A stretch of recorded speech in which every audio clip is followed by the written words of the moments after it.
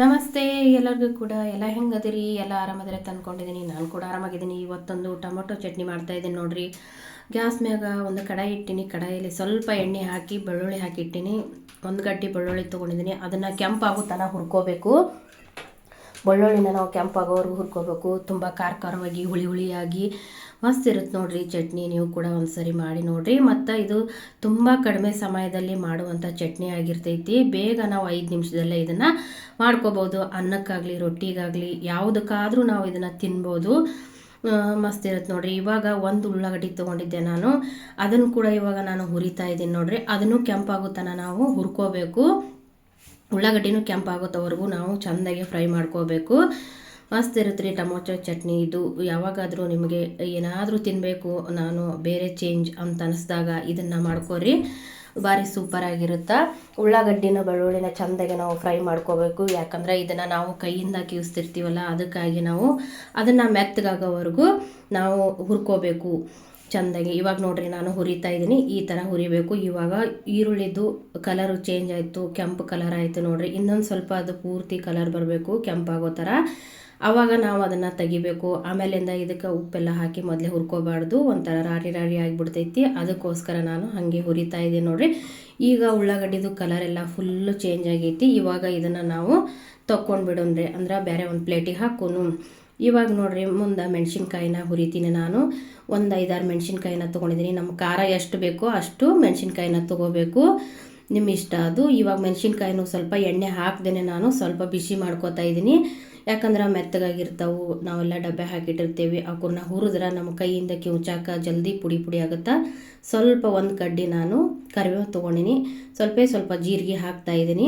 ಅದನ್ನು ಮೆಣಸಿನ್ಕಾಯಿ ಜೊತೆಗೇ ನಾನು ಹುರ್ಕೊಂಡ್ಬಿಡ್ತಾ ಇದ್ದೀನಿ ನೋಡಿರಿ. ಇಷ್ಟೇ ಅಗದಿ ಸಿಂಪಲ್ಲಾಗಿ ಜಲ್ದಿ ಮಾಡ್ಕೊಳ್ಳೋ ಅಂಥ ರೆಸಿಪಿ ಇದು. ಈ ರೆಸಿಪಿ ಇಷ್ಟ ಆದ್ರೆ ನೀವು ಕೂಡ ಮಾಡಿಕೊಡ್ರಿ. ಹೆಂಗಿರುತ್ತೆ ಅಂತ ಕಮೆಂಟಲ್ಲಿ ಹೇಳ್ರಿ. ಮತ್ತು ಸ್ವಲ್ಪ ಎಣ್ಣೆ ಹಾಕೊಂಡ್ಬಿಟ್ಟು ಇವಾಗ ಟೊಮೊಟೊನ 1ರಲ್ಲಿ 2 ಭಾಗ ಮಾಡಿ ಟೊಮೊಟೊನ ಕಡಾಯಿಗೆ ಹಾಕ್ತಾಯಿದ್ದೀನಿ ನೋಡಿರಿ.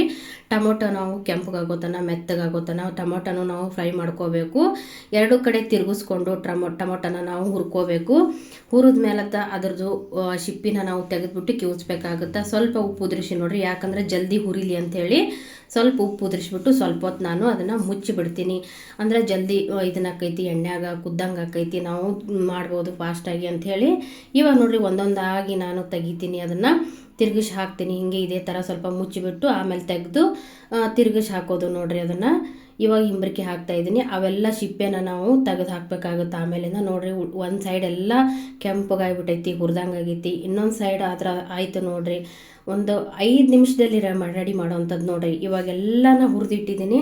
ಅದನ್ನು ಇವಾಗೆಲ್ಲ ಹೆಂಗೆ ಮಿಕ್ಸ್ ಮಾಡೋದು ಅಂತ ತೋರಿಸ್ತೀನಿ ಬರ್ರಿ. ನಾನು ಸಿಪ್ಪೆ ಕೂಡ ಬಿಡಿಸ್ಕೊಂಡಿದ್ದೀನಿ.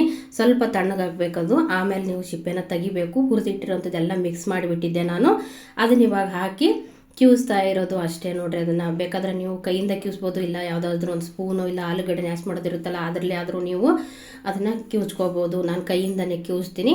ಮೆಣಸಿನ್ಕಾಯಿ, ಟೊಮೊಟೊ, ಬೆಳ್ಳುಳ್ಳಿ, ಆಮೇಲೆ ಕರಿಬೇವು, ಕೊತ್ತಂಬರಿ ಎಲ್ಲ ಹಾಕಿ ನಿಮಗೆ ಬೇಕಾದಷ್ಟು ಉಪ್ಪನ್ನು ಸೇರಿಸಿ ಕಿವುಚ್ಕೋಬೇಕು ನೋಡಿರಿ. ಇವಾಗ ಮತ್ತೆ ಸ್ವಲ್ಪ ನಾನು ಉಪ್ಪು ಹಾಕಿ ಅದನ್ನು ಕಲಿಸ್ತೀನಿ ನೋಡಿರಿ ನಾನು. ಇವಾಗೆಲ್ಲ ರೆಡಿ ಆಯಿತು ನೋಡಿರಿ. ತುಂಬ ಸ್ಪೈಸಿಯಾಗಿ ಹುಳಿಯಾಗಿ ಖಾರವಾಗಿ ತುಂಬ ಮಸ್ತಾಗಿರುತ್ತೆ. 5 ನಿಮಿಷದಲ್ಲಿ ರೆಡಿ ಮಾಡ್ಕೋಬೋದು. ಏನಕ್ಕೆ ನೀವು ಬೇಕಾದರೂ ತಿನ್ಬೋದು, ರೊಟ್ಟಿ, ಚಪಾತಿ, ದೋಸೆ ಯಾವುದಕ್ಕೆ ಬೇಕಾದರೂ ನೀವು ಇದನ್ನು ತಿನ್ಬೋದು. ಫಾಸ್ಟಾಗಿ ಆಗುತ್ತೆ ನೋಡಿರಿ. ಇದು ನಿಮಗೆ ಈ ರೆಸಿಪಿ ಇಷ್ಟ ಆಗಿತ್ತಂದ್ರೆ ಶೇರ್ ಮಾಡಿರಿ, ಸಬ್ಸ್ಕ್ರೈಬ್ ಮಾಡಿರಿ, ಹಾಗೆ ಒಂದು ಲೈಕ್ ಕೊಡೋದನ್ನು ಮಾತ್ರ ಮರೆಯೋಕ್ಕೆ ಹೋಗ್ಬೇಡ್ರಿ. ಇವಾಗ ಮತ್ತೊಂದು ಸರಿ ನಾನು ಎಲ್ಲನೂ ಕೂಡ ಮಿಕ್ಸ್ ಮಾಡಿದ್ದೀನಿ ನೋಡಿರಿ. ಮತ್ತೆ ಮುಂದಿನ ವಿಡಿಯೋದಲ್ಲಿ ನಿಮಗೆ ಸಿಗ್ತೀನಿ. ಹೀಗೆ ನನಗೆ ಸಪೋರ್ಟ್ ಮಾಡ್ತಾಯಿರಿ. ಹೋಗಿ ಬರಲಾ.